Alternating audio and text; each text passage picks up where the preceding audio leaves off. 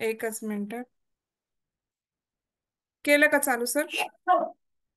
हो झालं. हा.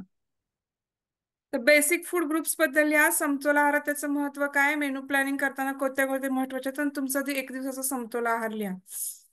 तर आता बेसिक फूड ग्रुप्स आपले झालेले आहेत, तरी पण मी परत एकदा रिवाइज करेन. समतोल आहार पण झालेला आहे, मेनू प्लॅनिंग व्हायचंय आपल्याला. अं? समतोल आहार आणि बेसिक फूड ग्रुप्स मी सांगितलेले आहेत पहिल्यांदा आहार घेतानाच. त्याच्यानंतर पुढचं, ऊर्जा देणारी पोषक तत्वे कोणती आहेत आणि प्रोटीनचं कार्यस्त्रोत व त्यांच्या अभावामुळे होणारे परिणाम लिहा.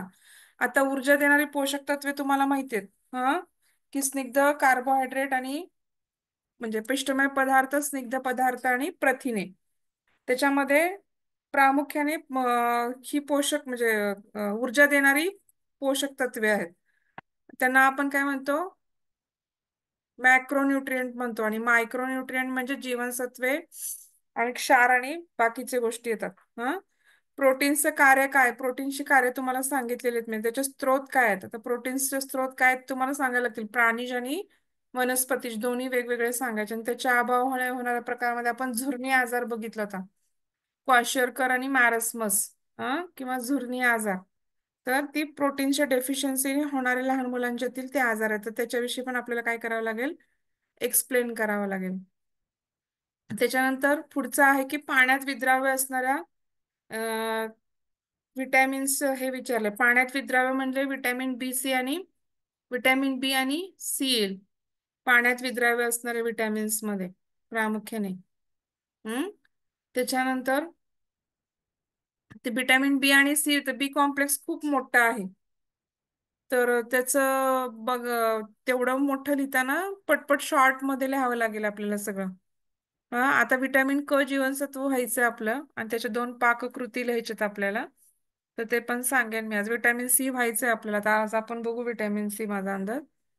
नंतर स्निग्ध पदार्थ विद्राव्य असणारी जीवनसत्वे कोणती? तर विटॅमिन ए, डी, ई आणि के. हा, ते आपण चारही विटॅमिन्स बघितलेत, त्यांचे स्त्रोत बघितलेत, त्यांचा अभाव बघितलाय. विटॅमिन ए नी रातांधळेपणा येतो. विटॅमिन डी डिफिशियन्सी असेल तर ऑस्टिओमलेशिया, ऑस्टिओपोरोसिस, आणि तिसरा आजार कोणता? रिकेट्स, मुडदूस म्हणतो आपण त्याला मराठीमध्ये. तर 3 आजार आपल्याला लिहावे लागतील. आणि विटॅमिन डी झालं. विटॅमिन ई टोकोफेरॉल, की इनफर्टिलिटीसाठी उपयुक्त आहे आणि आपल्याला वंध्यत्व निवारण किंवा आपल्या फर्टिलिटीसाठी उपयुक्त आहे, आणि बाकीच्या गोष्टींसाठी पण, मसलसाठी पण उपयुक्त आहे. त्याच्या विटॅमिन के आणि ब्लिडिंग डिसऑर्डर्स तयार होतात. तर ते पण लिहिता येणार आपल्याला. तर हे त्याच्या अभाव आणि आहारातून कसे मिळवता येते. मग एला काय लागणार की सगळे पिवळ्या आणि ऑरेंज भाज्या, फळभाज्या. विटॅमिन डी ला तुम्हाला सांगितलं की व्हेज स्त्रोत कोणते, नॉन व्हेज स्त्रोत कोणते, किंवा उन्हात सूर्यप्रकाशापासून विटॅमिन डी मिळवता येतं आपल्याला. त्याच्यानंतर विटॅमिन ई चे पण स्त्रोत सांगितले त्याने. विटॅमिन के पण सगळ्या हिरव्या पालेभाज्यातून आणि ह्याच्यातून आपल्याला विटॅमिन के मिळतं. तर कार्बोहायड्रेटचे वर्गीकरण करा, त्याचे कार्यस्त्रोत आणि लिहा, आणि त्याच्या सेवनाचे फायदे तोटे लिहा. हे पण आपलं झालेलं आहे. क्षाराचे महत्व लिहा आणि किती व कोणत्या क्षाराची आपल्याला गरज आहे, त्यापैकी कॅल्शियम आणि फॉस्फरस विषयी सविस्तर लिहा. कॅल्शियम आणि फॉस्फरस झालेलं आहे आपल्या हाडाच्या बोन मध्ये, पण तरी पण ते वेगळं घेणार आहे मी क्षारामध्ये. क्षार राहिलेत आपले. तर आता आपण पुढचं चालू करू. अजून एक पेपर आहे आपल्याकडे, पण आता ते डिस्कशनला सगळी मुलं असताना पूर्ण पेपर डिस्कस करू आपण. म्हणजे मग आपल्याला काय होईल की जास्त बोलता येईल आपल्याला. आता हे बाकीच्या निरनिराळ्या पद्धती वगैरे, ते अजून आपलं भांडी कोणती वापर, ते सगळं व्हायचंय आपलं अजून पुढचं. तर आता आपण बघणार आहोत. आपण सगळ्यात मागच्या वेळेस बघितलं होतं की विटॅमिन बी 12 सायनोकोबाल्मिन बघितलं होतं. सायनोकोबाल्मिन बघितलं होतं. कुणाला आठवतंय का विटॅमिन बी 12च्या अभावामुळे काय होतात? तर आपण त्याचे 4 प्रकारे पार्ट बघून लक्षणे बघितली होती. रक्तातील लक्षणेमध्ये आरबीसी कमी होतात, रक्तकणांची संख्या कमी होते बघितलं होतं. त्याच्यानंतर रक्तपेशीचा व्यास कमी होतो, आणि रक्तातील हेमोग्लोबिनचे प्रमाण पण कमी होते. हे आपण रक्तातील लक्षणे बघितली होती बी 12ला. जठरातील जे विकर आहेत किंवा एन्झाईम्स आहेत आणि आम्ल आहेत, त्यांच्या स्त्राव करणाऱ्या ज्या पेशी आहेत त्या फुगतात किंवा सुजतात. त्याच्यामुळे काय होतं की व्यवस्थित प्रकारे एन्झाईम्स निर्माण होऊ शकत नाहीत आणि डायजेशन नीट होत नाही. आणि भूक कमी होते, लहान आतड्यामध्ये पण ऍब्झॉर्प्शन नीट होत नाही.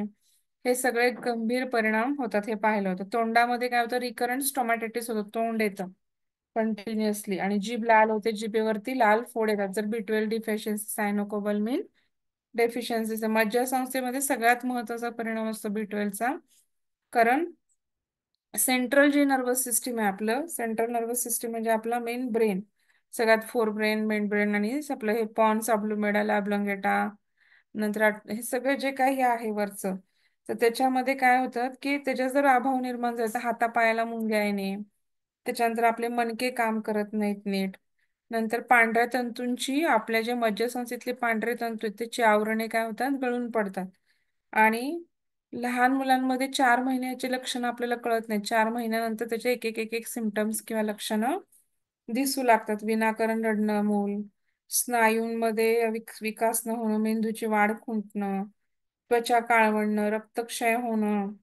नंतर त्यामध्ये मग B12चा विटॅमिनचा डोस दिला की आपोआपच एल्डर बीटचं इंजेक्शन देतात, सायनोकोबाल्मिनचं आता सलाईन मधनं, किंवा विटकोफालचे इंजेक्शन देतात, किंवा तोंडानी ओरल B12च्या गोळ्या किंवा निरोकॉइन ओडी किंवा उठ म्हणून मिळतात, जिभेखाली ठेवायला मिळतात, आणि नेझल स्प्रे पण मिळतात, नाकामध्ये नेझल स्प्रे असतात ते पण मिळतात. पण त्याला नेझल स्प्रेचा किती इफेक्ट होतो मला माहित नाही. त्याच्यानंतर आता जीवनसत्व क बघायचंय आपल्याला, ऍस्कॉर्बिक ऍसिड.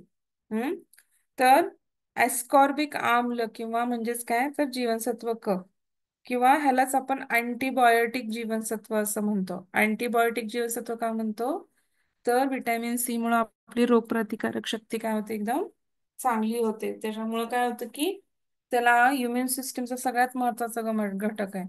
आपल्या रोगप्रतिकारक शक्तीचं काय, आपल्या इम्युनिटी सिस्टीमचा सगळ्यात मोठा घटक म्हणजे विटॅमिन सी आहे. त्याच्यामुळं आपल्याला काय आहे की त्याला अँटीबायोटिक जीवनसत्व असं पण म्हणतात, किंवा असं उलटी टिपा लिहायला पण येऊ शकतं बरं का अचानक, की विटॅमिन सी न लिहिता ते अँटीबायोटिक जीवनसत्व कोणताही लिहा म्हणू शकतात, किंवा अस्कॉरिक आम्ल म्हणून येऊ शकतं, किंवा जीवनसत्व सी. जीवनसत्व सी म्हणलं तर तुम्ही सगळे ओळखाल, पण अस्कॉर्बिक आम्ल किंवा अँटीबायोटिक जीवनसत्व म्हटलं तर पटकन लक्षात येणार नाही, तर त्यासाठी ही पर्यायी नावं लक्षात ठेवा.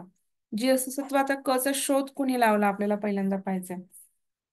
1727च्या दरम्यान कुणी लावला, झिल्वा या वैद्यकीय वैज्ञानिकाने काय लावला, विटॅमिन सी चा शोध लावला.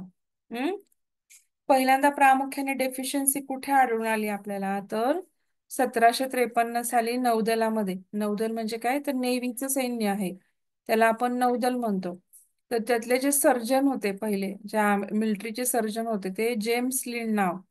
तर त्यांनी सिद्ध करून दाखवले की स्कर्वी नावाचा रोग, स्कर्वी म्हणजे काय होतं, तसं स्कर्वी म्हणजे हिरड्यांना आपल्या काय होते, सूज येते, सगळ्या हिरड्यातनं रक्त यायला लागतं, त्याच्यानंतर आपली भूक कमी होते, पूर्ण स्वेलिंग येतं, दात पण खराब व्हायला लागतात. तर त्या स्कर्वीमुळं काय होतं की ह्याचा जो हा स्कर्वी हिरड्यांचा किंवा दातांचा जो रोग आहे, तो लिंबू, संत्री, मोसंबी यांचा रस जर पिला तर बरा होतो. आणि कोणत्याही भागातून जखम झालेला नसताना रक्त येत असेल तरी पण हा विटॅमिन सी घेतलं, किंवा आपण हे लिंबू, संत्री, मोसंबीचा रस घेतला, तर आपलं विटॅमिन सी काय होतं, नॉर्मल येतं, आणि स्कर्वी रोग होत नाही. मग समुद्रातल्या लोकांनाच का विटॅमिन सी ची जास्त गरज असते, तर लांब जे समुद्र प्रवास करतात त्यांनाच हा जास्त प्रमाणामध्ये होतो, कारण या लोकांना काय होतं, ताज्या भाज्या किंवा फळे मिळत नाहीत, आणि त्याच्यामुळे काय होतं, विटॅमिन सी नष्ट होतं. ताज्या भाज्या जेवढ्या जुन्या होत जातील किंवा फळे जुनी होते, तर विटॅमिन सीचं प्रमाण नष्ट होत जातं, आणि त्याच्यामुळे काय होतं की आपल्याला म्हणावं तशा प्रमाणात विटॅमिन सी मिळत नाही. जर आपण खूप स्टोरेज करून ठेवलं तरी त्याच्यातलं विटॅमिन सी काय होतं, जुनं झाल्यामुळे नष्ट होतं. आणि एक महिनाभर आपण लांबचा प्रवास करत असतो, किती पण आपण लोड करून नेलं तरी त्याचं फ्रेशनेस तेवढा टिकत नाही, किंवा त्याच्यातलं विटॅमिन सी तेवढं टिकत नाही. तर त्यामुळे ह्या लोकांना काय होतं, स्कर्वी नावाचा रोग होतो, किंवा विटॅमिन सी डेफिशियन्सी होती. नंतर 1928 मध्ये झेंज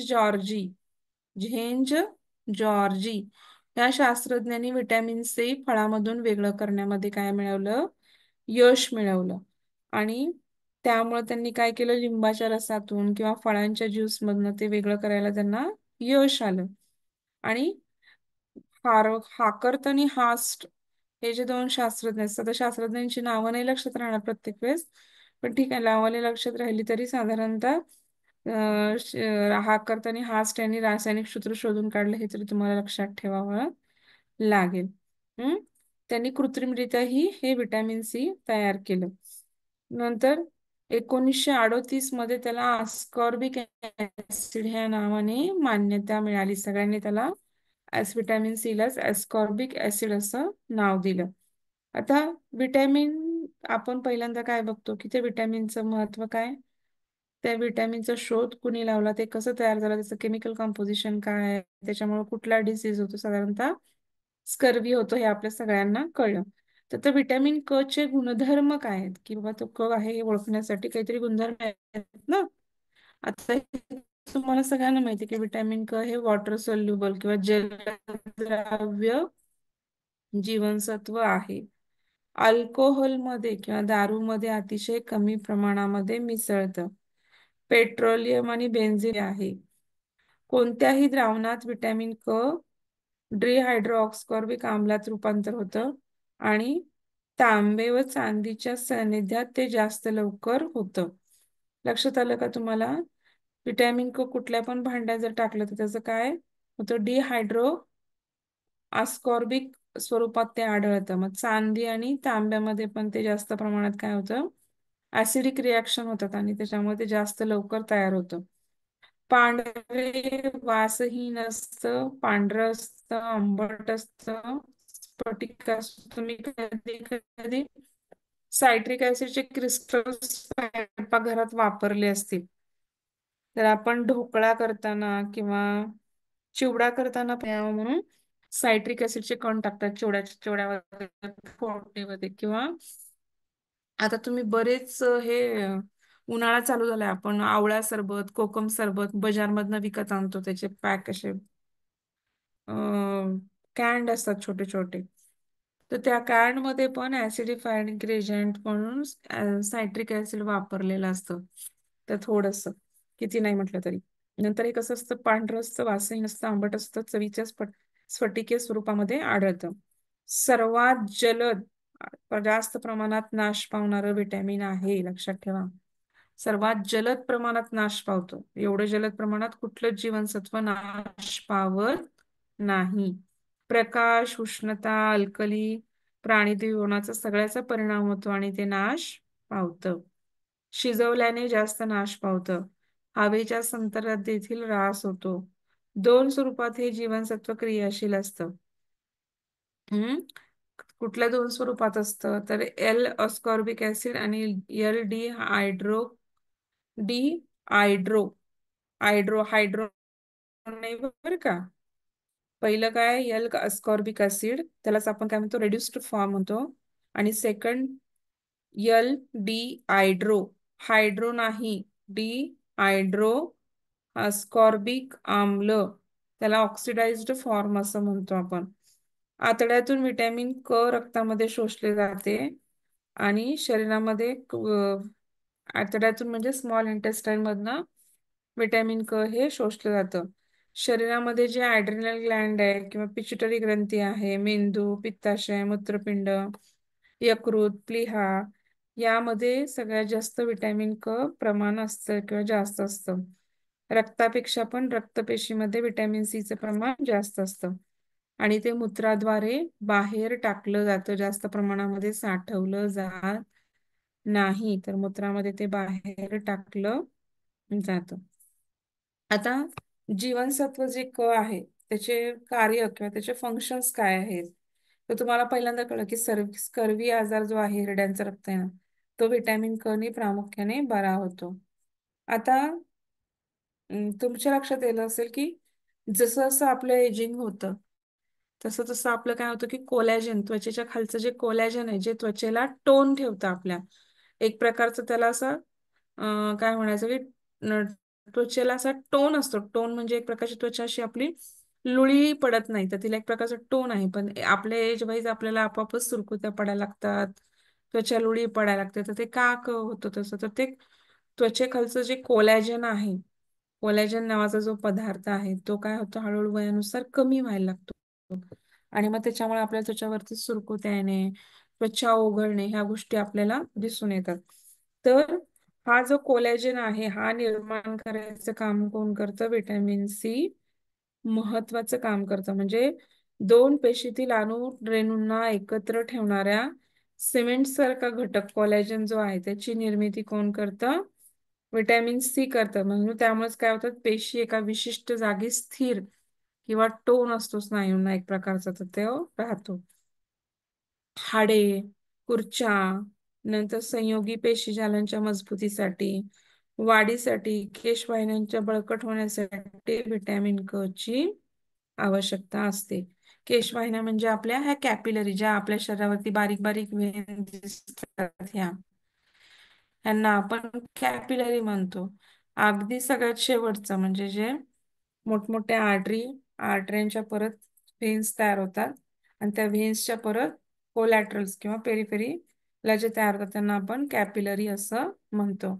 तर ह्या कॅपिलरी ज्या आहेत तर त्यांच्या बळकट होण्यासाठी, त्यांना एक प्रकारची शक्ती प्रदान करण्यासाठी व्हिटॅमिन क ची काय असते? आवश्यकता असते. इव्हन पेशींना मजबूत ठेवण्यासाठी किंवा एकमेकांना बांधून ठेवण्यासाठी पण जे काही कोलॅजन आहे किंवा जे काही आहे त्याला पण व्हिटॅमिन क ची आवश्यकता असते. आपले दात आणि आपल्या हिरड्या यांच्या मजबूतीसाठी सुद्धा आपल्याला काय होतं? व्हिटॅमिन क ची खूप गरज असते. कोलॅजनमुळे दात आणि हिरड्यांना पण काय होते? मजबूती येते. दातावरचं जे काही डेंटिन किंवा कार्टिलेज आहे त्याच्या पेशीच्या वाढीसाठी पण जीवनसत्व क काय असतं? महत्वाचं असतं. नंतर जखम झाली समजा तुम्हाला, तर त्या ठिकाणी केशवाहिन्यांचं जाळं सहजपणे निर्माण होतं आणि ते काय करतं? जखम भरून यायला मदत होते. आणि ते फक्त कशामुळे होतं? तर विटॅमिन क मुळे होतं. कारण ते पेरिफेरल सर्क्युलेशन डेव्हलप करतं आणि सर्क्युलेशन डेव्हलप केलं की तिथं आपोआपच काय होणार? त्या ठिकाणी न्यूट्रियंट्स, त्याला लागणाऱ्या गोष्टी मिळणार आणि ती गोष्ट हिल व्हायला मदत मिळणार. नंतर फॉलिक ऍसिड जे आपण बघितलं की विटॅमिन जे काय बघितलं आपण ते B8 बायोटिन होतं आणि B9 फॉलिक आम्ल होतं. तर फॉलिक आम्लला कार्यक्षम ठेवण्यासाठी किंवा टेट्राहायड्रोफोलिक घटकात रूपांतर होण्यासाठी आपल्याला व्हिटॅमिन क ची सगळ्यात जास्त आवश्यकता असते. नंतर आपल्या सगळ्या एंडोक्रायनल ग्रँड आहेत अंधस्रावी ग्रंथीत, मग ते थर्मल थायरॉइड असेल, पिट्युटरी असेल, पॅनक्रियाज असेल किंवा आपले ऍड्रिनल ग्लँड म्हणजे ते किडनीवरचे ऍड्रिनल ग्लँड असेल, तर ह्या सगळ्या ठिकाणून काय होते? हार्मोन्सची निर्मिती होते. तर ह्या सगळ्या अंतःस्रावी ग्रंथी ज्या हार्मोन्स बनवतात त्याला सुद्धा विटॅमिन सी काय करतं? मदत करतं. त्या प्रोसिजरमध्ये किंवा त्या एन्झाईम्सद्वारे ते मदत करतं. त्याच्यानंतर शरीरांतर्गत जे फिनाइल अलाइन जे नत्राम्ल आहे किंवा नत्राम्ल म्हणजे काय? अमिनो ऍसिड्स, तर त्याचं टायरोसिन मध्ये निर्माण करण्याचं काम काय करतं? म्हणजे फिनाइल अलाइन अला या नत्राम्लापासून कुठला नत्राम्ल तयार करतं? तर टायरोसिन नावाचं काय करतं? नत्राम्ल निर्माण करतं. आणि तर टायरोसिन काय करतं की थायरोजिनचा स्त्राव स्त्रवायला किंवा त्याला मदत करतं. अशा प्रकारे थायरॉक्सिन साठवण्याच्या कामात विटॅमिन क काय होतं? खूप जास्त प्रमाणामध्ये उपयोगी पडतं. आता यकृतामध्ये आपल्याकडे काय होतं की बऱ्यापैकी टॉक्सिन्स निर्माण होतात, कारण बऱ्यापैकी गोष्टी यकृतामध्ये मेटाबोलाइज होतात आणि मेटाबोलाइज जिथं असेल किंवा तिथं तिथं वेस्टेज किंवा एक प्रकारची टॉक्सिन्स तयार होणार की बाहेर पडण्यासाठी. आणि या यकृतातील जे विषारी घटक आहेत त्यांना ब्लड बेन्झीन, वायू, शिसे, आर्सेनिक ह्यांना काय करतं? ते अक्रियाशील करतं व्हिटॅमिन सी. त्याच्यामुळे त्यांची काही साईड इफेक्ट किंवा त्यांचे काही इफेक्ट आपल्या शरीरावरती होत नाही. नंतर आपलं जे काही कोलेस्ट्रॉल आहे, तुम्हाला सगळ्यांना माहिती की आपल्या शरीरामध्ये दोन प्रकारचं कोलेस्ट्रॉल असतं, एक तर HDL आणि दुसरं LDL. HDL चांगलं असतं की high density level of cholesterol जी आहे ती चांगली असते. लो डेन्सिटी लेवल ऑफ कोलेस्ट्रॉलमुळे आपल्याला बरेच हृदयाचे आजार, पक्षाघात होणे हे आजार आपल्याला फेस करावे लागू शकतात. तर हे जे काही कोलेस्ट्रॉल आहे, तर त्या कोलेस्ट्रॉलचं किंवा त्या काय म्हणायचं आपलं एक प्रकारचं की त्या कोलेस्ट्रॉलला किंवा त्याला काम करायला किंवा ह्याला ते काय करतं मदत करतं किंवा त्याच्या मेटाबॉलिझमला चयापचयाला क ची आवश्यकता असते. नंतर शरीरांतर्गत ज्या पांढऱ्या रक्तपेशी आहेत किंवा WBC आहेत, तर त्यांचं काम काय आहे की शरीराचं संरक्षण करणं, शरीरांना रोगापासून वाचवणं. तर हे काय करतं, विटॅमिन क काय करतं, की या पेशींमध्ये मोठ्या प्रमाणात ते असतं आणि प्रतिजैविक निर्माण करण्याचं किंवा प्रतिजैविक म्हणजे अँटीबायोटिक म्हणतो आपण, जे अँटीबायोटिक आपल्या इन्फेक्शनला बाहेरच्या बॅक्टेरियांना मारायला मदत करतात आणि आपल्या शरीरामध्ये टेम्परेचर वगैरे असेल किंवा इन्फेक्शन असेल तर त्या पांढऱ्या पेशी त्यांना सैनिकाला हरवून आपलं स्वास्थ्य नीट ठेवायला मदत करतात. तर त्या ह्याच्यामध्ये विटॅमिन कीचं सगळ्यात मोठ्या प्रमाणामध्ये पेशीमध्ये असतात. त्यामुळे त्यांना अँटीबायोटिक किंवा असं नाव दिलेलं आहे. आता त्वच विटॅमिन सी मुळे काय होतं की शरीराला एक प्रकारचा गोरा वर्ण किंवा त्वचेवरती कुठले डागही उमटत नाहीत. आता विटॅमिन सी सिरम आलेला आहे बऱ्यापैकी.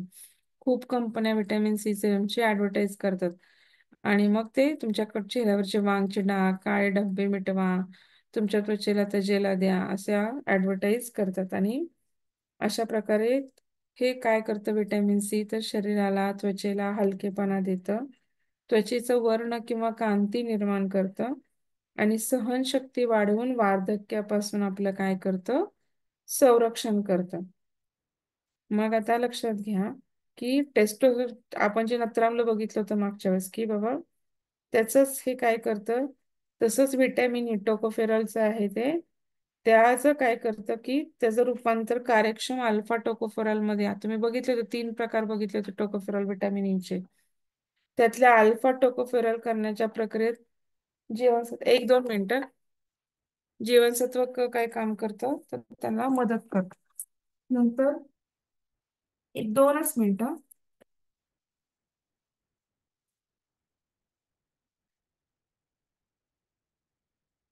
काय हो.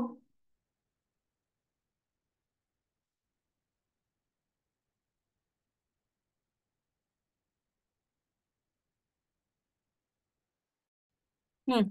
अजून काय करतं तर प्रामुख्याने काय करतं तर ते आपल्याला त्वचेला एक प्रकारचा वर्ण देतं, कांती देतं, त्याच्यानंतर सहनशक्ती वाढवतं आपली आणि वार्धक्यापासून आपलं काय करतं संरक्षण करतं. त्याच्यानंतर मोतीबिंदू किंवा रोहिणी काठिण्य असेल आपल्याला जर कॅटरॅक्ट डेव्हलप होतं तर तो होऊ नये म्हणून पण संरक्षणाचं कार्य करतं आणि आपल्या ज्या काही शरीरातल्या आर्टरीज किंवा व्हेन्स आहेत त्याच्यामध्ये कोलेस्ट्रॉल डिपॉझिट होऊ नये म्हणून पण विटॅमिन क काय करतं मदत करतं. तर आता हे आपण त्याचे फंक्शन्स बघितले, जवळजवळ आपण 15 प्रकारचे फंक्शन्स बघितले. परत करते 5 मिनिटं लेक्चर चालू. तर आता विटॅमिन क जे आहे त्याची दैनिक आवश्यकता किंवा डेली रिक्वायरमेंट काय आहे. हं? तर लक्षात घ्या, लिहून घ्या, एक ब्रॅकेट करू शकता, वयोगट असं लिहा आणि एकीकडे विटॅमिन क इन मिलीग्रॅम लिहा. तर आता प्रौढ पुरुषाला 40 मिलीग्रॅम इतकं विटॅमिन क काय काही दिवसाला आवश्यक असतं. त्याच्यानंतर प्रौढ स्त्रीला किती असतं की 40 मिलीग्रॅम इतकं आवश्यक असतं. गरोदर स्त्रीला 60 मिलीग्रॅम. जी काही प्रेग्नंट स्त्री आहे तिला 20 ग्रॅमनी त्याची वाढते. लॅक्टेशन जी स्तनदा माता आहे तिला 80 मिलीग्रॅम गरज असते. नंतर लहान एकदम शिशु आहेत की जे 1 वर्षापासून ते 5 वर्षापर्यंत किंवा याच्यामध्ये त्याला 25 मिलीग्रॅम आवश्यकता असते डेली रिक्वायरमेंट. आणि मुले जी आहेत 13 व 12 वर्षापासून किंवा 8 वर्षापासूनची, 5 वर्षापासूनची, 18 वर्षापर्यंत त्यांना पण किती गरज असते 40 मिलीग्रॅम इतकी गरज असते. हम्म. आता सांगता येईल का कुणाला की कशा कशामध्ये तुम्हाला कुठले पदार्थ आठवतात की ज्याच्यामध्ये विटॅमिन सी असेल.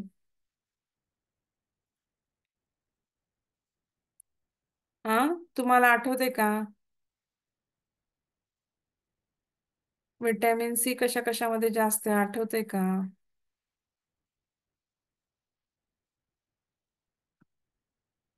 कुणाला एखादं फळ आठवते का.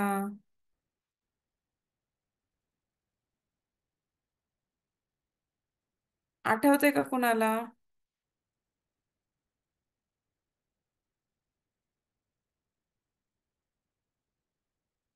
तर प्रामुख्याने लक्षात घ्या, लिंबू तर आपण घरात वापरतो पण आंबट जेवढी काही फळं आहेत तेवढी सगळी व्हिटॅमिन सी ने युक्त असतात.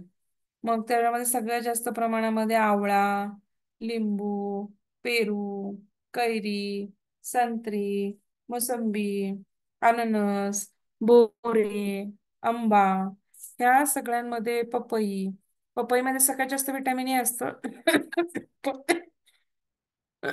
व्हिटॅमिन सी पण असतं.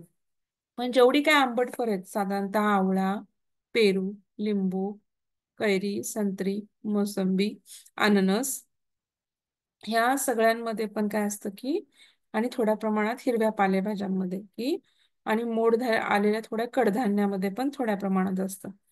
नंतर लक्षात घ्या, सगळ्यात जास्त व्हिटॅमिन सी आवळ्यामध्ये असतं.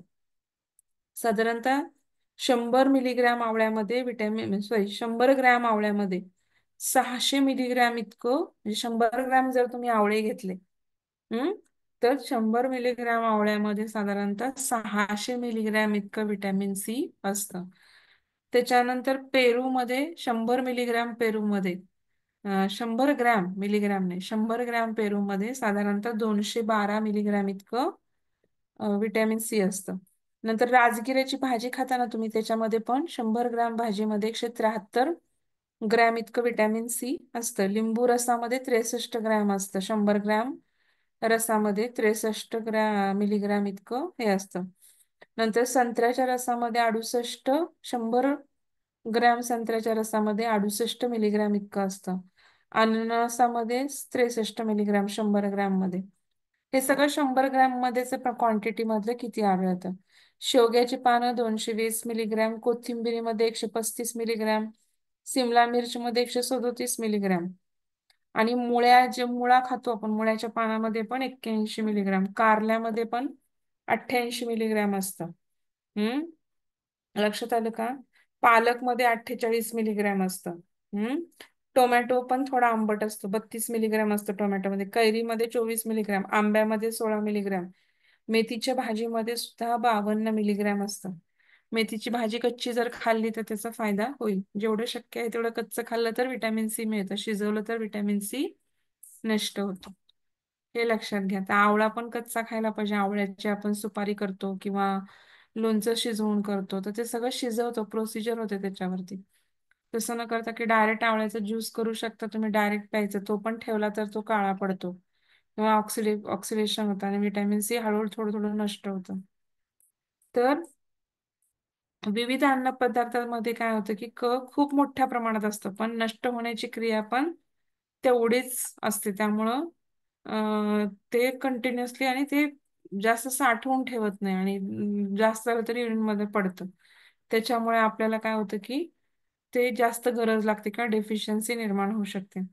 म्हणजे जर 60% विटॅमिन, समजा तुम्ही झाकण न ठेवता भाज्या शिजवल्या, तर त्या वाफेद्वारे 60% इतकं विटॅमिन क काय होतं, नाश पावतं. त्यामुळे शक्यतो भाज्या झाकण ठेवून शिजवून कराव्यात. त्याच्यानंतर भाज्या चिरण्यापूर्वी धुवायत, चिरल्यावरती धुवू नये, नाहीतर त्यातलं पण विटॅमिन्स काय होतात, नष्ट होतात. नंतर खूप वेळ फळं किंवा भाज्या मोळून ठेवू नयेत उघडी, त्याच्याने पण काय होतं, त्याच्यातले विटॅमिन्स नष्ट होतात. आता समजा जर जीवनसत्व क चा अभाव झाला आपल्याला किंवा डेफिशियन्सी झाली, तर तुम्हाला माहिती आहे की स्कर्वीची लक्षणे. तर स्कर्वीची काय काय लक्षणे आहेत किंवा तर त्याच्या लक्षात घ्या की स्कर्वीच्या व्यक्तीचं काय होतं, स्वास्थ्य बिघडतं, श्वासोश्वासाला पण त्रास होतो, कारण आपण अं श्वासोश्वास घ्यायला पण आपल्याला काय होतो, त्रास होतो. साधारणतः अस्वस्थता येते, बेचैनी होते, चिडचिडापणा येतो, वजन कमी होतं. त्वचेवरती सगळ्यात जास्त परिणाम होते, त्वचा निस्तेज होते पूर्णपणे, तिच्यावरती निळे काळे डाग पडतात. नंतर विटॅमिन सी काय करतं की लोखंड किंवा आयर्नचं ऑब्झर्शन करायला मदत करतं. मग विटॅमिन सी जर डेफिशियन्सी असेल तर आयर्न ॲब्झॉर्प्शन नीट होत नाही, आणि जर आयर्न ॲब्झॉर्प्शन नीट नाही झालं तर मग आपल्याला ॲनिमिया व्हायची शक्यता असते. त्यामुळं रोगप्रतिकारक शक्ती आपली कमी होते, हृदयाच्या कार्यावरती परिणाम होतो, रक्तवाहिन्या कमकुवत होतात. नंतर मांडी, पोटऱ्या आणि हाताच्या स्नायूमध्ये काय होतात, आपल्याला वेदना होतात. कोलॅजन योग्य प्रकारे निर्माण होत नाही, त्यामुळे स्किन सगळी अशी लूज पडते. त्याच्यानंतर सांधेदुखीची त्रास होऊ शकतो, हाडामध्ये वेदना होऊ शकतात.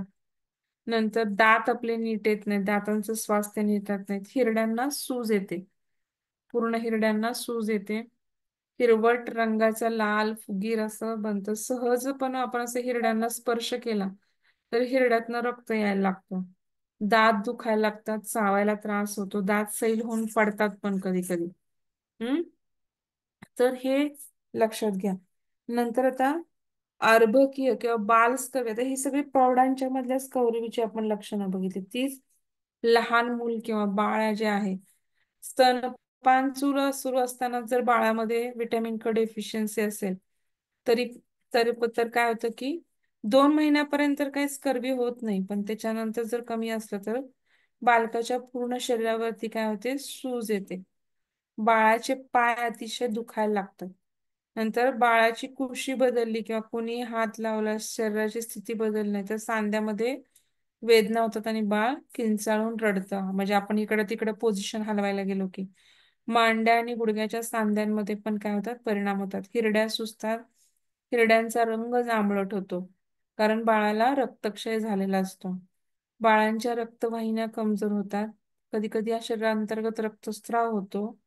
बालकाला भूक लागत नाही, उलट्या होतात, जुलाब होतात, ताप येतो, वजन कमी होते, श्वास घेण्यास त्रास होतो आणि रोगाची तीव्रता जर वाढली तर बाळाचा मृत्यू देखील होऊ शकतो.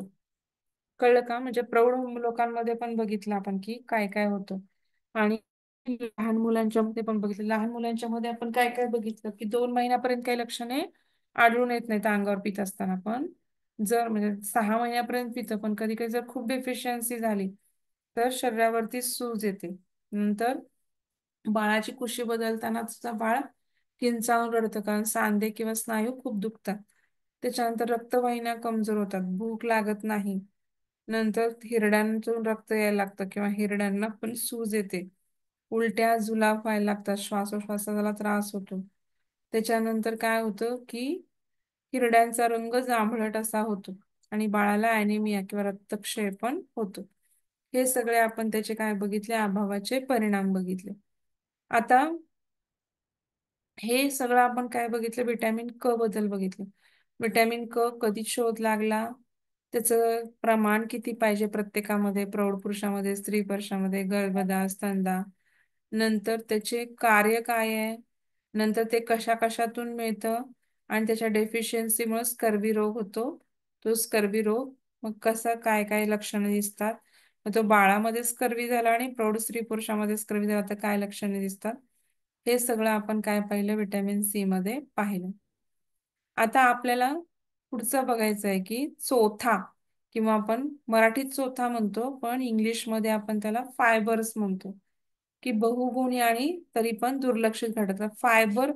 तुम्ही कधी ना कधी कुठं ना कुठं तरी फायबर शब्द ऐकला असेल, की फायबर म्हणजे प्लास्टिकचं फायबर नाही, तर चोथायुक्त किंवा तंतुयुक्त पदार्थांना आपण काय म्हणतो, फायबर म्हणतो. मग त्या सगळ्या पालेभाज्या किंवा सगळ्या फळांचा गर किंवा ह्याच्यामध्ये काय असतं, जास्त प्रमाणामध्ये फायबर किंवा तंतूचा, किंवा सॅलेड्स त्याच्यामध्ये पण जास्त प्रमाणामध्ये फायबर, काकडी, टोमॅटो त्याच्यामध्ये फायबर असतात. फायबरनी काय होतं, आपलं पोट खूप वेळ भरगच्च राहतं.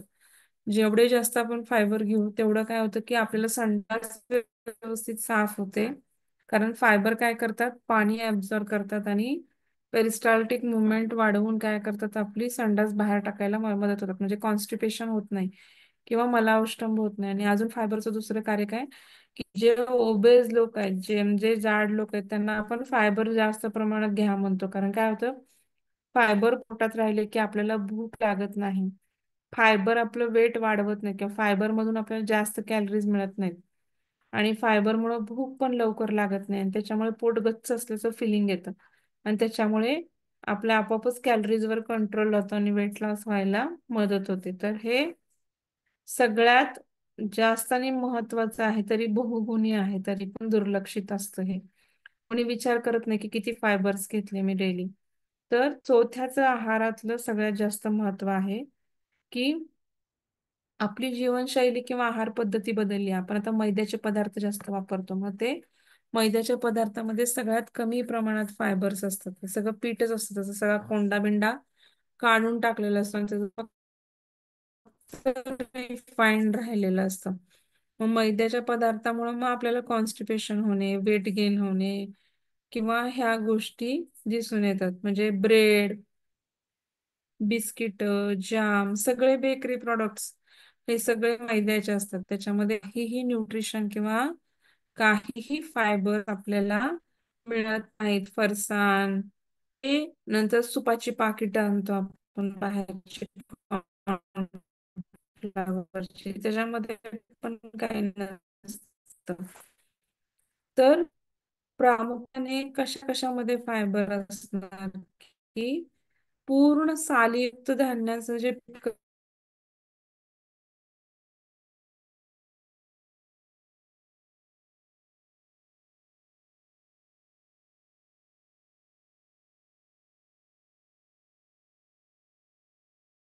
काय होतं प्रामुख्याने की आता आपण जर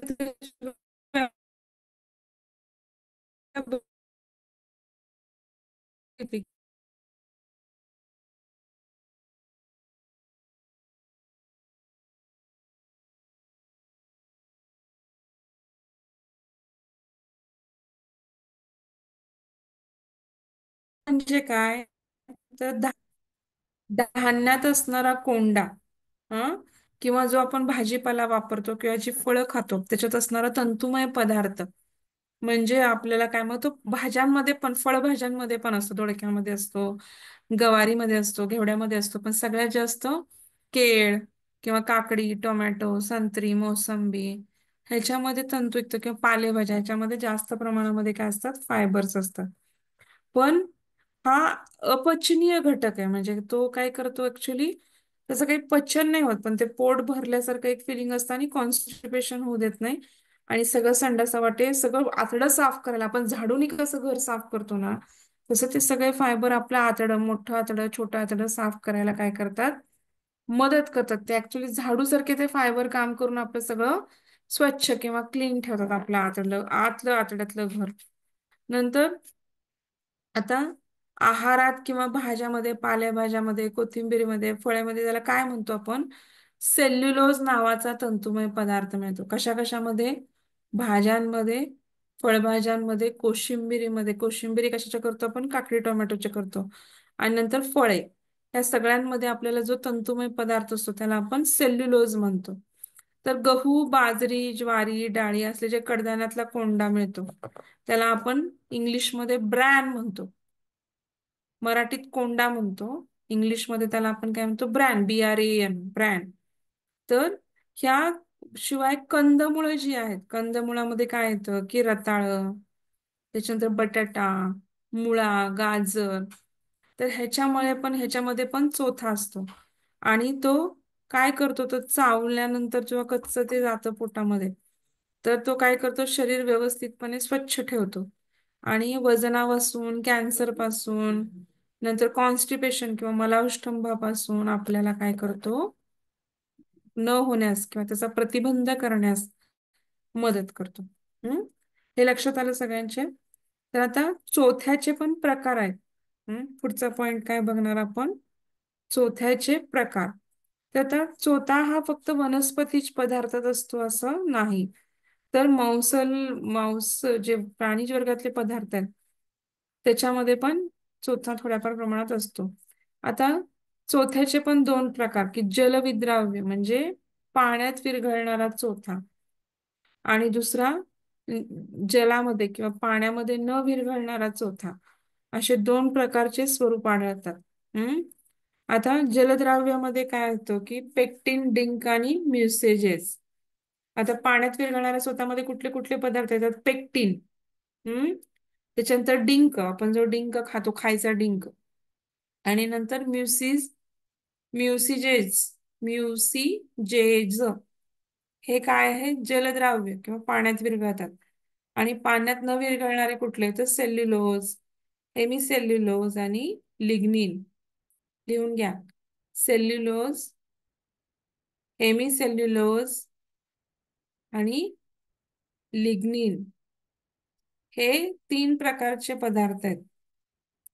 आता जलविद्राव्य चोथा म्हणजे काय की ह्या प्रकारचा चोथा कशात आढळतो? जलविद्राव्य म्हणजे पाण्यात विरघळणार. तर तुम्ही आता हे नवीन प्रकारचे ऍडव्हर्टाईज बघता, ओट्स, हा, जे काही ओट्स, सफोला ओट्स, मॅगी मसाला ओट्स, किंवा असं वेगवेगळ्या खूप कंपन्या ओट्सच्या आहेत की ज्या बाजारात आलेल्या आहेत. तर ह्याच्यामध्ये मोठ्या प्रमाणात कोंडा आढळतो. त्याच्या खालोखाल बार्ली नावाचं धान्य आहे, बाहेरून मिळतं ते. आपल्या इथे नाही मिळत बार्ली, ती म्हणजे आपल्या इथं विकत मिळते पण आपल्या इथं पिकत नाही बार्ली. त्याच्यानंतर आपल्याकडे काय असतात? कडधान्ये, द्विदल धान्य, मटार, फळे, पालेभाज्यामध्ये ह्याच्यामध्ये काय असतो? जलविद्राव्यच होत आहे. हा पाण्यामध्ये विरघळतो. पाण्यामध्ये विरघळणाऱ्यामध्ये पेक्टिन, डिंक आणि म्युसिजेज म्हणून हे 3 पदार्थ जे असतात तो असतो. आणि जलविद्राव्य चोथ्यांचं कार्य काय आहे? त्याचं कार्य काय? जे पाण्यात चोथा विरघळतो त्याचं कार्य काय आहे? हा चोथा पोटामध्ये जेली सारखा बनतो, पाण्यात विरघळतो आणि त्याची एक प्रकारची जेली तयार होते आणि त्यामुळे पोटातील अन्नाची व आतड्यातील पचलेल्या अन्नाची हालचाल कमी होऊन अन्न हळूहळू पुढे सरकते व आतड्याचा दाह कमी होतो. आलं का लक्षात? हे काय होतं? अंतराच्या हालचाल कमी होते म्हणजे ते तिथं झाडायचं काम करून स्वच्छ करतं सगळं आणि त्या आतड्याचा दाह पण कमी करायचं काम करतं. त्याच्यानंतर जलद्राव्य चौथा काय आहे की तो निरुपयोगी किंवा जास्त जे कोलेस्ट्रॉल आहे त्याच्यावर ते रक्तवाहिन्यावरती थर करण्यापासून किंवा त्यांच्यापासून थर बनण्यापासून त्याला बचाव करतं आणि काय करतं, ज्यामुळे हार्ट अटॅकचा धोका टळतो. नंतर रक्तप्रवाहामध्ये जर जास्त झालेलं कोलेस्ट्रॉल असेल तर ते सुद्धा कमी करण्यास किंवा प्रतिबंध करण्यास, त्याला विद्राव्य करण्यास मदत करतं. त्याच्यानंतर लो डेन्सिटी जो अपायकारक कोलेस्ट्रॉल आहे रक्तामधला त्याचं पण प्रमाण कमी करण्याचं काम हे जलविद्राव्य चोथा करतो. नंतर जलविद्राव्य चोथ्याचे काय आहेत? 2 प्रकार आहेत ते हे जलविद्राव्य चोथ्यामध्ये पेक्टिन बघितला. पेक्टिन म्हणजे काय? वनस्पतीच्या मुळातील खोडातील जो तंतुमय पदार्थ आहे तो म्हणजे पेक्टिन आहे. तो दाट प्रवाही स्वरूपाचा असून फळे, पालेभाज्या, पाने, वनस्पतींच्या इत्यादी सगळ्या गोष्टांमध्ये किंवा उदाहरणार्थ पेरू, सफरचंद आणि कवठामध्ये जास्त प्रमाणामध्ये आढळतो. पेरूमध्ये, सफरचंदामध्ये आणि कवटाची चटणी करून खातात. तुम्हाला माहिती आहे सगळ्यांना, कवट काळा असतात, आतून बिया असतात. बिया बाजूला काढतो आपण, कधी कधी विदाऊट बिया पण करतो, गूळ घालून त्याचं शिजवतो आपण आणि त्याच्यामध्ये पेक्टिन असतं. नंतर डिंक, डिंक म्हणजे गम. नंतर हा कसा असतो? रेषीय ग्लुकोज जलविद्राव्य पचनीय आहे. तुम्ही बघितलं डिंक पाण्यात विरघळून डिंक चिटकवायला पण बनवतो आपण. तर तृणधान्यात पण असतो हा, बार्ली ओट मध्ये असतो. त्याच्यानंतर गवारमध्ये पण गुवार गम असतो. नंतर मेथ्यामध्ये पण 40% मेथ्या आपण कढी कढी कढी कढी बनवताना मेथ्या टाकतो किंवा डोसा बनवताना आपण मेथ्या टाकतो कडू कडू, किंवा मेथीच्या बियांपासून ज्या त्याला आपण मेथ्या म्हणतो. तर त्याच्यामध्ये पण 40% प्रमाणामध्ये हा डिंक किंवा गम असतो. नंतर म्युसिलेज म्हणजेच काय तर जलविद्राव्य डिंक, पाण्यात विरघळणारा डिंक, ह्याच्यामध्ये प्रामुख्याने अर्धप्रवाही बनतं ते जे काही हे आहे ते. ह्याच्यामध्ये आतड्यामध्ये जी अन्नाची घनता आहे ती वाढते आणि त्यामुळे काय होतं की पोषक घटकांचं अभिशोषण व्हायला मदत होते. म्हणजे शोषण जास्त प्रमाणात होतं तिथं थांबल्यामुळं. आणि त्यामुळं काय होतं की आपल्याला त्याचा इफेक्ट जास्त प्रमाणामध्ये मिळतो. हे आपण जलविद्राव्य चोथ्याचे प्रकारामधले त्याचे फायदे बघितले, जलविद्राव्य चोथ्याचं कार्य बघितलं. आता जल अविद्राव्य चोथा, जो पाण्यात विरघळत नाही, त्या चोथ्याचं काय आहे कार्य? तर गव्हाच्या कोंड्यामध्ये हा जो चोथा आहे सगळ्यात जास्त प्रमाणात, जल अविद्राव्य म्हणजे पाण्यात जो विरघळत नाही तो गव्हाच्या कोंड्यामध्ये हा सगळ्यात जास्त प्रमाणात आढळतो. त्याप्रमाणेच गहू, बाजरी, ज्वारी, तांदूळ अशा प्रकारामध्ये पण किंवा काही फळांमध्ये पण आढळतो. तर त्या जल अविद्राव्य चोथ्याचं कार्य काय आहे? त्या चोथ्यावरती कोणतीच प्रक्रिया होत नाही. पचन मार्गामध्ये हा चोथा काय करतो, त्याच्या कितीतरी वजनाने किंवा वजनाच्या पटीने पाणी जास्त शोषून घेतो आणि फुगतो आणि न पचलेले अन्न शरीरात बाहेर टाकण्यासाठी हा काय करतो, मदत करतो. कळलं का तुम्हाला? हा कोंडा काय करतो, शरीरातलं पाणी शोषून घेतो किंवा टॉक्झिन शोषून घेतो आणि तो फुगतो आणि सगळे जे काही अन्नपचन न झालेल्या गोष्टी ते त्याच्यावरती बाहेर टाकायला किंवा फेकायला मदत करतो. नंतर अपचन जे झालेलं अन्न आहे त्याला गुदद्वारापर्यंत नेण्यासाठी आतड्याच्या आकुंचनाला किंवा पेरिस्टाल्टिक मुवमेंटला प्रोत्साहित करण्याचं काम काय करतो, हा चोथा करतो. या चोथ्यामुळे शौचाला साफ होते. त्याच्यानंतर आतड्यात अन्नपचन जास्त काळ राहत नाही, त्यामुळे अपायकारक जंतूची निर्मिती रोखली जाते आणि अनेक विकारांना काय होतं, आळा घातला जातो. आता जल अविद्राव्य जे चोथ्याचे प्रकार आहेत ते कोणकोणते, तर सेल्युलोज पहिला. तर हा काय चोथा आहे, वनस्पतीतील पेशी किंवा भित्तिकांपासून काय करतो, आपल्याला मिळतो. हा काय करतो, पाणी शोषून घेतो आणि फुगतो आणि त्यामुळं मल उत्सर्जन क्रिया सुलभ होते. चोथा, धान्याचा कोंडा, डाळी, कडधान्याच्या साली ह्याच्यामध्ये हा जास्त प्रमाणामध्ये सेल्युलोज आढळून येतो. आता हेमिसेल्युलोज हा चोथा काय आहे, पाण्यामध्ये अविद्राव्य आहे, अल्कली विद्राव्य आहे. तो कशामध्ये, पाण्यात जरी अविद्राव्य असला तरी अल्कलीन मध्ये तो ऍब्झॉर्ब होतो. त्यामुळं हा चोथा देखील मोठ्या प्रमाणामध्ये काय करतो, पाणी शोषण करतो आणि त्याच्यामुळं काय करतो की हा चोथा पण तेच काम करतो. त्याच्यानंतर लिग्निन. लिग्निन म्हणजे पण काय, काष्टमय किंवा सेल्युलोज पोषक रसाच्या सर्कस ह्याच्यावरती पण, ह्या लिग्निन वरती पण काहीच प्रक्रिया होत नाही. शरीरामध्ये जे लिव्हरच्या खाली बाईल ग्लँड्स असतात किंवा ग्रंथी असतात त्याच्यामधून बाईल सिक्रेट होतं आणि कोलेस्ट्रॉल किंवा काही कॅन्सरच्या घटकांच्या पदार्थांचा हा लिग्निन काय करतो, शोषण करतो आणि त्यामुळे कोलेस्ट्रॉल चरबीचं अभिशोषण लिग्निनद्वारे होऊन काय होतं, त्याचा निचरा घडून येतो आणि त्यामुळं कशामध्ये मिळतं हे लिग्निन, तर बियासकट फळे खाल्ली किंवा काष्टमय वनस्पती येथून पण आपल्याला काय करतं हे. आता आत्ताच्या सध्या सीझन मध्ये खरबूज, कलिंगड, आंबा ह्याच्यामध्ये पण फायबर जास्त प्रमाणामध्ये असतात. तुम्हाला खाताना पण केशर हापूस आंबा तुम्हाला तंतू किंवा फायबर जाणवतात. रस पिताना पण जर गाळला नाही रस किंवा मिक्सर मधनं ग्राइंड केलं नाही तरी पण आपल्याला त्याचे फायबर्स किंवा तंतू लागतात. हे तुमच्या लक्षात येईल. बऱ्यापैकी फळांमध्ये पालेभाज्यांमध्ये फायबर्स असतातच.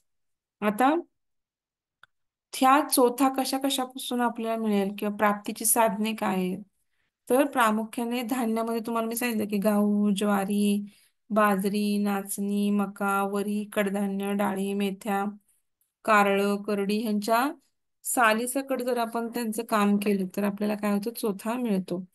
शेंगदाण्याचे पण टरफलं न काढता जर तो चोथा खाल्ला तर तो पण फायबर्स टाईप असतो. त्याच्यानंतर मध्यम प्रमाणामध्ये कशातून मिळतात, जास्त प्रमाणामध्ये त्याच्यातून मिळतात. मध्यम प्रमाणामध्ये तांदूळ, पालेभाज्या, शेंगा, फळे, नारळ, तीळ, आळीव, जवस, शेंगदाणा, कठीण कवचाची फळे ह्याच्यामधून मध्यम प्रमाणात चोथा मिळतो. आणि अल्प प्रमाणात कशातून मिळतो, तर भज्या, बटाटे, रताळे, कांदा, नंतर सडलेले तांदूळ, उकडा तांदूळ, चाळलेली कणिक, मैदा, पोहे, चुरमुरे, रवा, पाव, मॅक्रोनी शिवाय ह्याच्यामध्ये सगळ्यात अल्प प्रमाणामध्ये फायबर्स असतात. आणि अजिबातच फायबर्स कशात नसतात, तर साखर, खाद्यतेल, तूप, दूध, दुधाचे पदार्थ आणि सर्व मांसाहारी पदार्थ याच्यामध्ये चोथा नसतो किंवा अगदी अजिबात नसतोच बऱ्यापैकी. तर आता सगळ्यात जास्त फायबर कशामध्ये असतं लक्षात घ्या, तर आता 100 ग्रॅम मध्येच हे प्रमाण दिलेलं आहे. तर सगळ्यात जास्त प्रमाण हे करडईचं जे बी आहे त्याच्यामध्ये पण असतं, 34.9 असतं आणि ओव्यामध्ये, ओवा आपण जो ओवा खातो त्याच्यामध्ये 21.2 इतके फायबर्स असतात 100 ग्रॅम मध्ये. त्याच्यानंतर भगरीचं पीठ जे आहे त्याच्यामध्ये 10.4 असतं.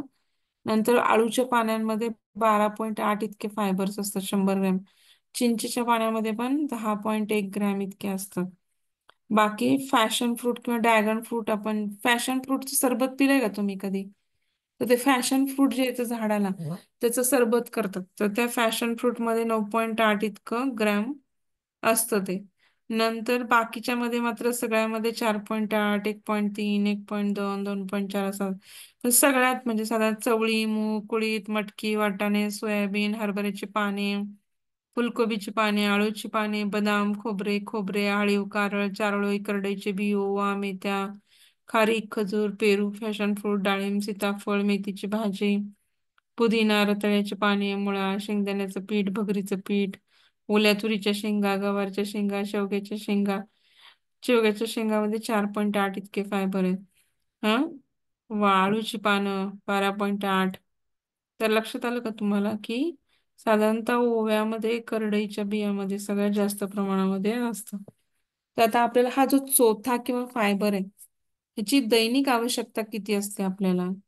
तर WHO किंवा आरोग्याच्या संघटनेनुसार, जागतिक आरोग्य संघटनेनुसार प्रत्येकी 1000 किलो मागे 22 ते 23 ग्रॅमच होतं. साधारणतः तुम्ही जर 2200 कॅलरीज किंवा 2000 कॅलरीज घेत असाल, तर 22 दूनी 44 ग्रॅम इतकं फायबर तुमच्या जेवणामध्ये पाहिजे. हं नंतर हे फक्त जागतिक वर्ल्डने सांगितलं, परंतु जी काही राष्ट्रीय पोषण संशोधन संस्था आहे भारताची, तिने मात्र सांगितलं की 40 ते 50 ग्रॅम इतके फायबर रोजच्या जेवणामध्ये पाहिजे.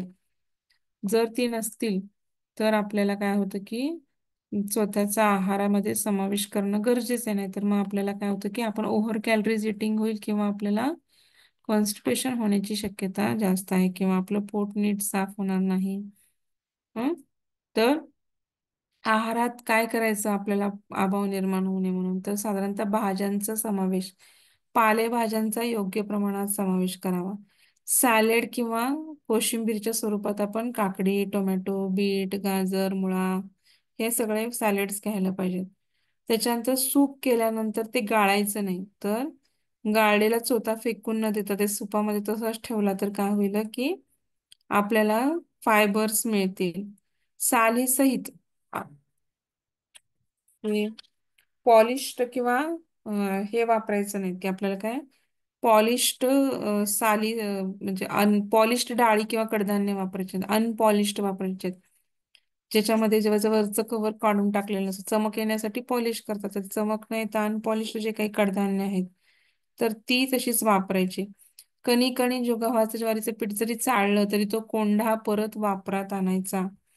त्याच्यानंतर ओला नारळ काय करायचं आपल्याला चोव्यासकट किंवा छोट्यासकट वापरायचा. बटाटी, रातळे भाज्यांबरोबर मोड आलेली कडधान्ये, पालेभाज्या ह्यांचा वापर करायचा. आता चोथ्याचे फायदे किंवा काय, मी तुम्हाला मगाशी सांगितलं की तंतू किंवा फायबर जर असले तर आपल्याला बराच वेळ काय करावं लागतं की तोंडामध्ये घास चावावा लागतो. त्याच्यामुळे काय होतं की मोठ्या प्रमाणामध्ये लाळ मिसळते आणि दात पण स्वच्छ होतात, दात खराब होत नाहीत आणि डायजेशन इम्प्रूव्ह व्हायला, लाळ जास्त स्त्रवल्यामुळे डायजेशन इम्प्रूव्ह व्हायला मदत होते. त्याच्यानंतर तत्समय पदार्थांपासून किंवा फायबर पासून आपल्याला कमी कॅलरीज मिळतात किंवा उष्मांक मिळतात. त्याच्यामुळे काय होतं की लठ्ठपणाच्या उपायासाठी हा सर्वात मोठा आणि चांगला मार्ग आहे. त्यामुळे का फायबरमुळे आपल्याला लवकर भूक लागत नाही, त्याच्यामुळे आपल्या कॅलरीज कंट्रोल व्हायची शक्यता जास्त असते.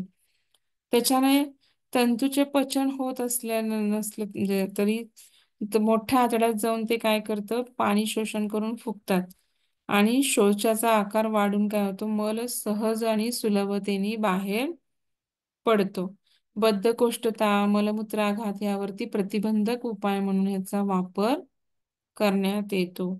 त्याच्यानंतर कॅन्सरजन्य जे घटक निर्माण होतात त्यांना पण रोखण्यास हे फायबरजन्य पदार्थ मदत करतात. त्याच्यानंतर पाण्यात विरघळणाऱ्या तंतूमध्ये शर्करा, कर्बोदक यांचं शोषण होतं आणि त्यामुळे काय होतील, रक्तातील ग्लुकोजची पातळी एकदम वाढत नाही तर ती हळूहळूपणाने वाढते.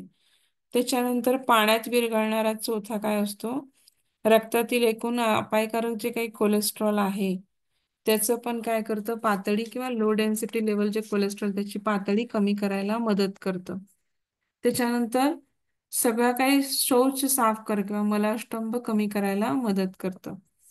आता आणि चौथ्याचं जर आधिक्य असेल तर काय होतं, खनिज पदार्थांची किंवा क्षार पदार्थांची आपल्याला काय होत नाही, डेफिशियन्सी होत नाही. कारण काय होतं की खनिज पदार्थ पण चौथ्यामध्ये एकत्रित येऊन शौचाद्वारे बाहेर टाकून त्याचा कधी कधी अभाव निर्माण होऊ शकतो.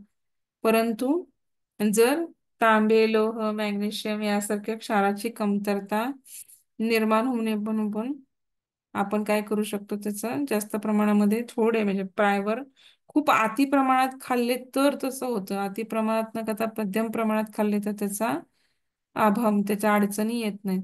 किंवा जास्त प्रमाणात जरी खाल्लं अजून तर त्यामुळे काय होतं, गॅसेस होऊ शकतात. आपल्याला खूप अति प्रमाणात जर खाल्ले तर आपल्याला गॅसेस होतात आणि त्याच्यामुळे काय होतं, पोटामध्ये अस्वस्थता, बेचैनी, नंतर शौचाला पातळ होते, असं काही होऊ शकतं अति प्रमाणात झालं तर. खूप अति प्रमाणात झालं तर कधी कधी खनिजे पण बाहेर टाकली जातात चोथ्याबरोबर, त्याच्यामुळे त्याची डेफिशियन्सी निर्माण होते. पण योग्य प्रमाणात घेतले तर त्याचे चांगलेच फरक होतून पडतात. तर आपण आज काय बघितलं, तर विटॅमिन सी बघितलं आणि फायबर बघितलं. तर आता उद्याच्या लेक्चरमध्ये आपण काय करू, क्षार चालू करू. आपण क्षारांमध्ये मग सगळे येणार आहेत की iodine, calcium, phosphorus, manganese, copper, हा, आणि त्याच्यानंतर इलेक्ट्रोलाइट्स येतील, सोडियम, पोटॅशियम आणि क्लोरीन. हे सगळं बघितल्यानंतर मग आपण मिल डे प्लॅनिंग आणि मग बाकीचं अन्न शिजवण्याच्या पद्धती आपण पाहू.